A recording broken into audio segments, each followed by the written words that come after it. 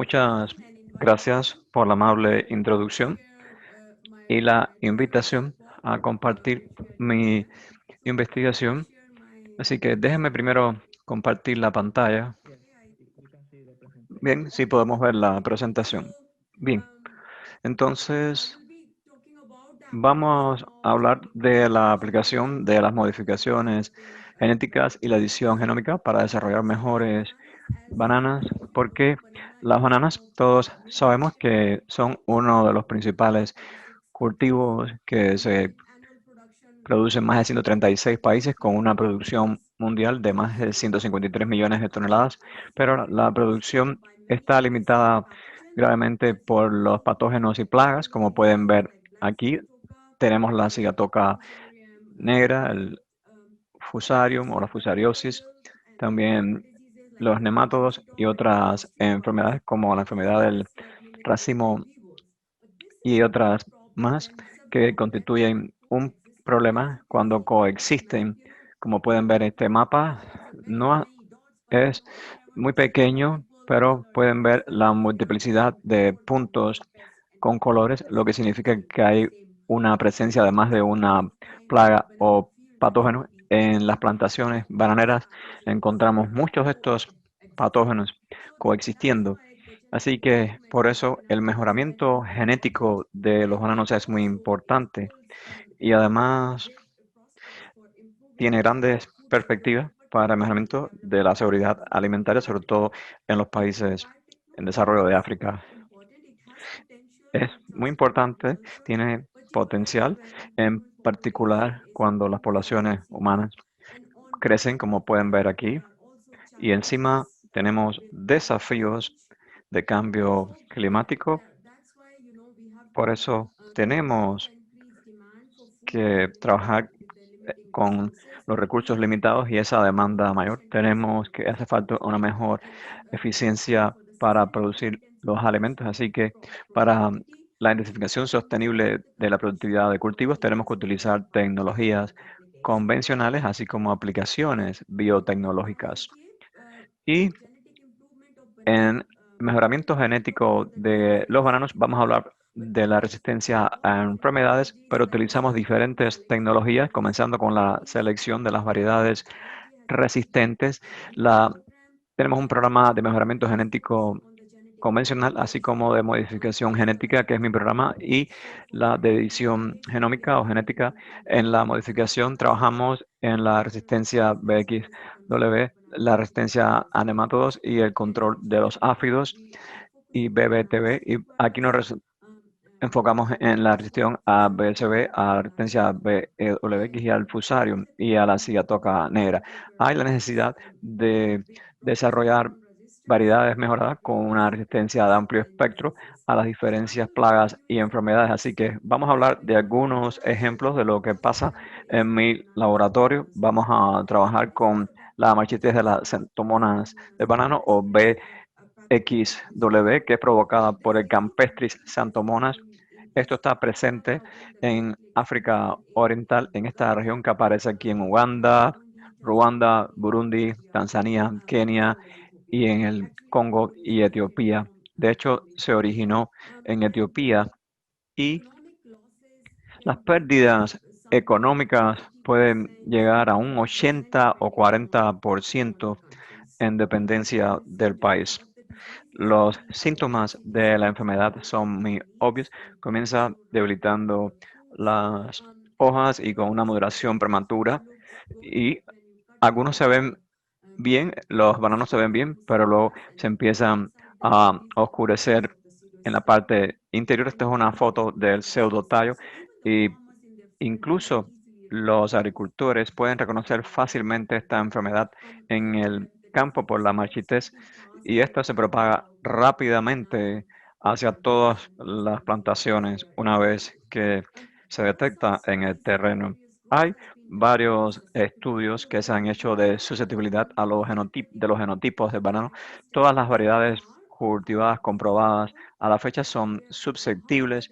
Hay diferencias significativas de susceptibilidad entre los diversos cultivares y sabemos que algunos cultivares son menos susceptibles que otros que son más, pero existen variedades como esta que son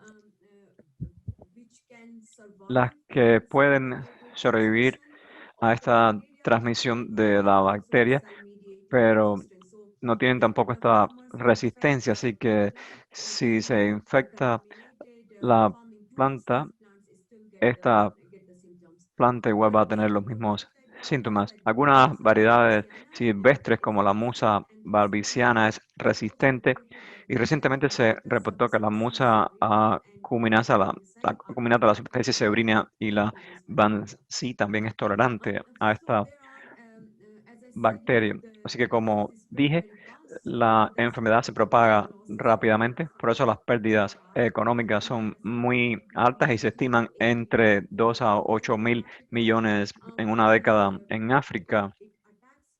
Y como mencioné, ataca todas las variedades de banana y resulta en una pérdida absoluta de la plantación. Así que una vez que la enfermedad infecta las plantas en el campo, la plantación se ve así en unos pocos meses, así que hasta ahora no hay resistencia en una banana cultivada, así que hemos probado diferentes genes, el PFLP y HRAP, que proviene del Capsicum annuum en la banana para la resistencia a BXW.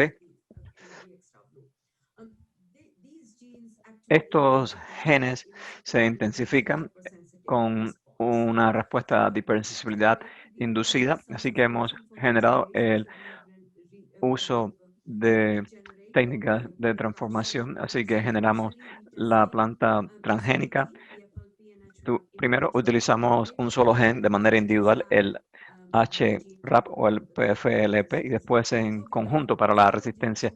Así que con el gen único desarrollamos un bioensayo de respuesta rápida donde inoculamos las plantas pequeñas in vitro cuando están así como aparecen en la foto. Inoculamos el pseudo tallo. Aquí tenemos la planta de control y pueden ver cómo está. Y las plantas transgénicas y los síntomas se basan en esto y se seleccionan. Así que lo hacemos por 60 días. Después de los 60 días de la inoculación, la planta que no presenta los síntomas, avanzamos hacia un invernadero y la utilizamos para la segunda fase en que se expanden las hojas totalmente. Pueden ver aquí y la mayoría de las plantas han demostrado una resistencia mejorada a la enfermedad. Eso fue muy obvio desde la etapa in vitro de las plántulas. Así que desde aquí pasamos a las pruebas en el terreno y hacemos una prueba de las plantas transgénicas en Uganda y también en Kenia. Esas son las plantas transgénicas. Pueden ver que no tienen síntomas, mientras que vean el control no transgénico como se ve, totalmente marchitado. También hicimos pruebas en el caso del fruto. La mayoría de las plantas de control, porque inoculamos artificialmente la planta en la etapa in vitro. En este caso se presenta la marchitez y no hay ningún tipo de racimo, pero algunas plantas sí generaron racimos y aunque generaron un racimo, este estaba marchitado e infectado con bacterias, así que pueden ver cómo se presenta la fruta totalmente podrida, mientras que en la parte superior tenemos el racimo de la planta transgénica. So, so this one Este has es un no banano pequeño y aquí no se muestra ningún síntoma. Estas son imágenes en el terreno en Kenia y esto es en Uganda. Así que hemos hecho esta colaboración con Naro en Uganda y con Carro en Kenia. También durante nuestro ensayo recopilamos datos de la morfología y perfil de la planta, así que lo probamos con los cultivos madres y en Uganda hicimos 3 ciclos de cultivo, el de la madre y el de los hijos, y vimos la resistencia a la enfermedad en la planta madre y también en los retoños, como pueden ver aquí. Y luego comparamos la morfología vegetal de las plantas transgénicas y no transgénicas, y la mayoría de las líneas no mostraron diferencias entre la transgénica y no transgénica en términos de altura, número de hojas funcionales, así como el pseudotallo y número de días de floración. También comparamos el rendimiento del transgénico y no transgénico en el peso de racimo, número de manos de un racimo, número de frutos y también el peso de cada fruta, y fueron bastante comparables o similares. Así que pueden leer este trabajo si desean más información. La mayoría de las veces tenemos la preocupación de la bioseguridad, así que se hizo también un estudio del efecto no blanco para el gen PFLP y HRAP, y la expresión no mostró ningún efecto en los microorganismos no blancos del suelo.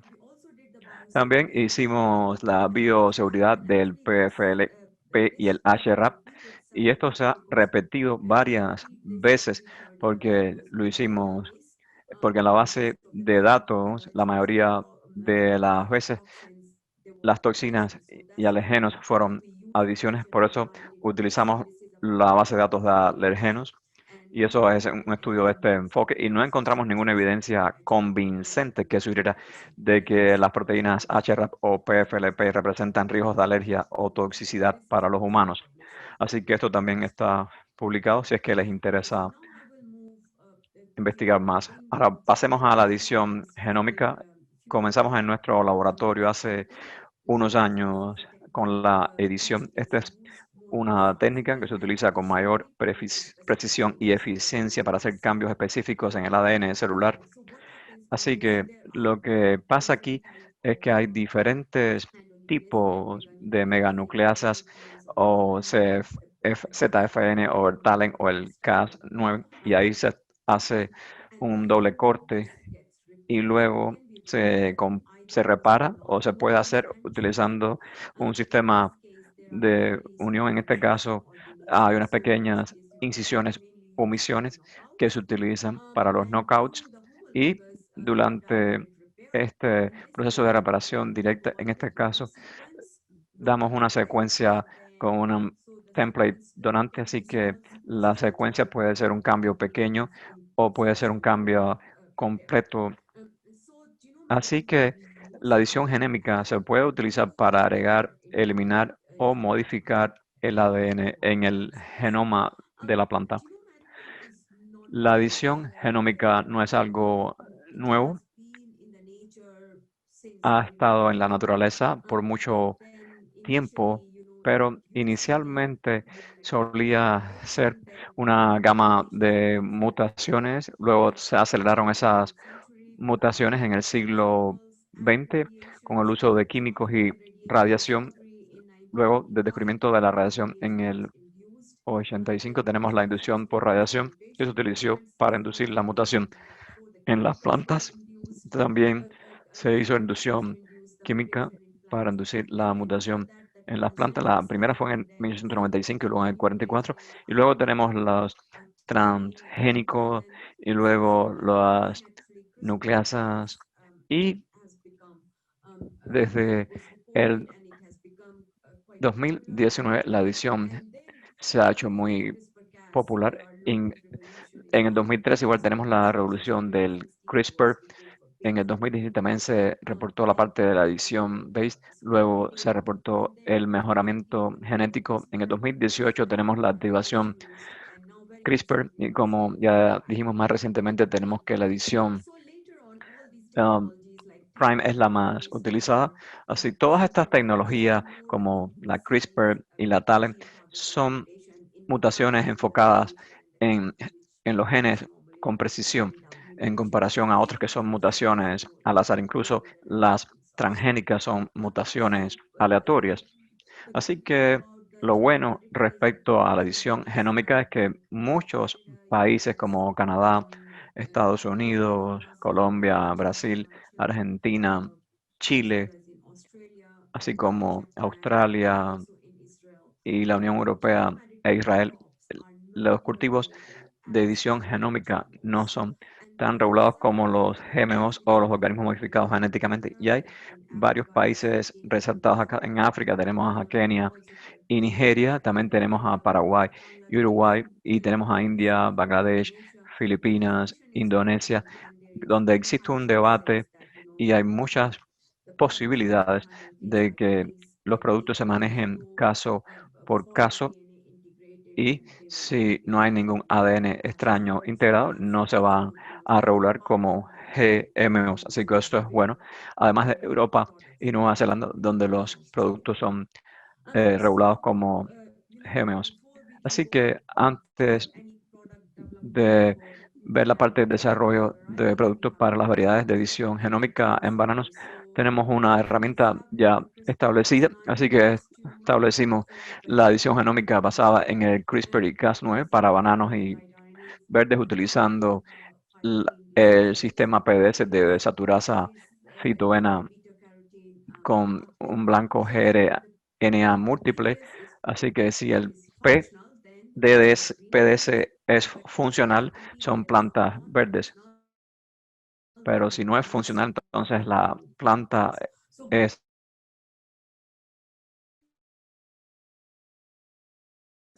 en base a dos axonas diferentes en el PDS, y alineamos el genoma A y B porque nos enfocamos en el triple A y en el que es AAB, así como en otras variedades que también tienen el AAB. Así que los alineamos y así fue como presentamos el targeting para para ambos casos de plantas, y las colocamos en el plásmido, que es un Cas9, que es optimizado, y luego tenemos dos más aquí, así que las introducimos en la planta. Como pueden ver, hay unas que son totalmente albinas, otras que están como aparecen aquí, y estas son las líneas verdes.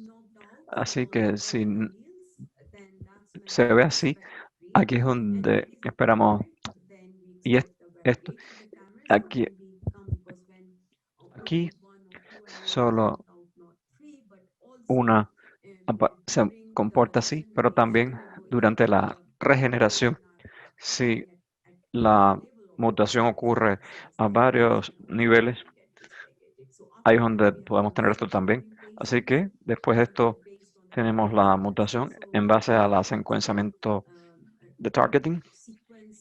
Así que secuenciamos los fragmentos, así que diseñamos el PCR de ese fragmento, y luego tenemos el secuenciamiento de esos productos, y la mayoría de las líneas muestran solo este resultado, solo una muestra, una mayor omisión, que es esta acá. Después de establecer el protocolo, nosotros probamos esto para la afectación por el BSV o el virus del banano, que es un doble hélice, un virus tipo doble hélice que se integra al genoma de los hospedero.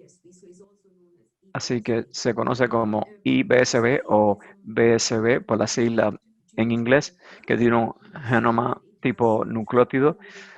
Así que tiene un marco que se conoce como el que está asociado con los viriones, en el caso del ORFN1, y el ORFN2, que involucra el ensamble de virión 2, y el OFR3, que codifica una poliproteína que está cortada post-transnacionalmente, y hay múltiples copias de las secuencias EBCB que se integran como tándem invertido y directo en repeticiones como un locus sencillo en el genoma B, y este EBCB activa una partícula viral infecciosa bajo estrés y ahí se muestran los síntomas. Y normalmente esto se activa bajo estrés, como dije, así que la presencia del BCB en el genoma B del verde es un desafío importante para la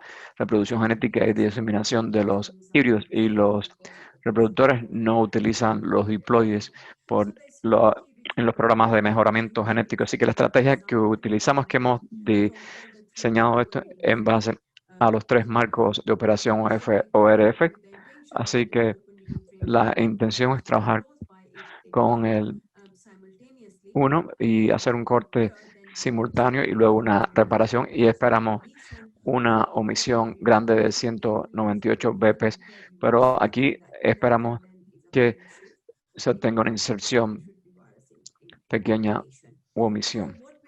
Entonces lo que hicimos fue recopilar verdes del campo en Uganda que no mostraban síntomas, y luego hicimos un control tisular in vitro y lo caracterizamos utilizando PCR y caracterización molecular para ver qué pasaba. Así que descubrimos esto en la variedad que estábamos investigando. Así que después de eso diseñamos eh, todo y hicimos los plásmidos y lo introducimos. Aquí tenemos la plántula completa y después de eso utilizamos esto porque el OFR 1 y 2 tenía un corte simultáneo con el Cas nuevo, así que esperamos 198 omisiones BP, que lo puse aquí, y estas son las plantas en el invernadero. Luego conformamos el indel utilizando el secuenciamiento. Esto es para el OFR 1 y 2, y la mayoría de las plantas muestran esta relación de más de 100, o algunas muestran un indel más pequeño. El OFR3 solo muestra un indel pequeño, pero fue una mutación FR. Después de eso, tenemos una prueba de las plantas evaluándola en el invernadero, así que las estresamos con sequía, no le suministramos aguas. Pueden ver cómo se muestran las hojas amarillas. Estos son los mutantes. Algunos, como estos tres, no mostraron síntomas, otros sí mostraron síntomas de marchites. Así que los mutantes que muestran síntomas menores son aquellos en que solo tenían la mutación en el ORF1 y 2, mientras que estos tienen la mutación también en el ORF3. Así que esto confirma que el ORF3 desempeña un papel importante en el desarrollo de los síntomas. Y como dije, el ORF3 codifica una poliproteína que también es cortada transnacionalmente por la proteasa aspartica que está en la proteína funcional. Así que la proteasa aspartica se hizo no funcional y hicimos que las demás proteínas igual fueran no funcionales. Así que también hemos verificado la carga viral utilizando PCR como una de las herramientas de ensayo. Así que actualmente estamos mejorando las líneas de los padres para cruzarlas. Así que estamos trabajando con el híbrido 4X. Si los padres no tienen duda de BSB, los cruzamos y no tenemos una variedad, tenemos una variedad no GMO. Y después también nos enfocamos en la parte de identificar los blancos utilizando un sistema de perfil comparativo transcriptómico para la barbiciana y las variedades susceptibles, y así encontramos los blancos para activar. Así que esa es nuestra estrategia actualmente. Estamos tomando la información de las plantas silvestres y la estamos transfiriendo a las variedades susceptibles para hacerla resistente, o sea, sacando los genes susceptibles utilizando el CRISPR-Cas9 o sobreexpresando los genes de defensa utilizando el CRISPR-Cas9. Finalmente, los mensajes son que la aplicación de las herramientas biotecnológicas tienen potencial para transformar la agricultura, en particular las bananas en África, que son un cultivo de alimentación primaria y cuya producción se ve limitada por muchos patógenos y plagas. Es muy importante que desarrollemos variedades de bananas con una resistencia de amplio espectro a diferentes plagas y enfermedades. La edición genómica se está popularizando mucho como herramienta molecular para la genómica funcional y el mejoramiento de cultivos. El CRISPR ha adquirido un enfoque de ingeniería genómica muy popular debido a su simplicidad, eficiencia, especificidad, característica multipléxica y de fácil adaptación porque se puede hacer en cualquier laboratorio. Eh, Tenemos genomas de referencia también y herramientas que le permiten utilizar esta edición genómica inmediatamente.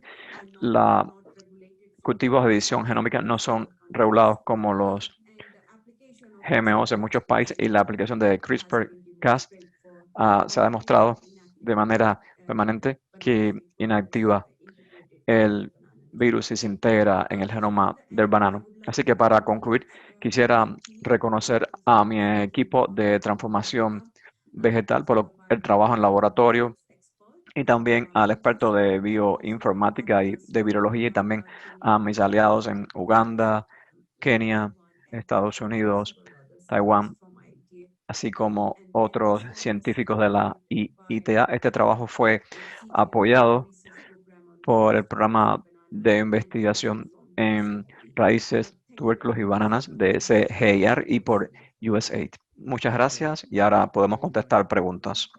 Muchas gracias, doctora, por su excelente presentación. Ahora podemos pasar a la sesión de preguntas. La primera es la siguiente. Ecuador es un país que prohíbe los cultivos modificados. Algunos de estos quizás podrían ser considerados transgénicos, pero para ese caso, entonces, en el caso de bananos, ese sería un problema. ¿Cuáles son los principales enfoques en el caso de las bananas editadas que tengan un producto ajeno o extraño?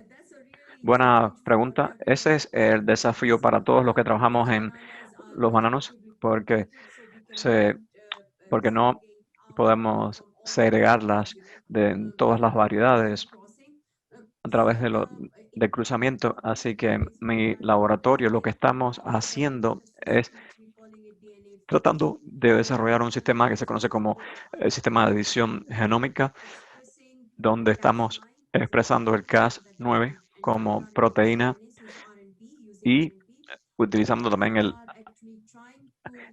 RND o el gRNA, o estamos haciendo una, estamos buscando las mutaciones y es un gran desafío porque hay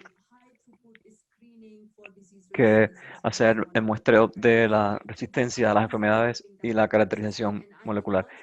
Yo pienso que una vez que adaptemos este sistema, nuestro producto va a estar libre de transgénico y quizás se podría utilizar en el Ecuador. Bien, gracias. La segunda pregunta.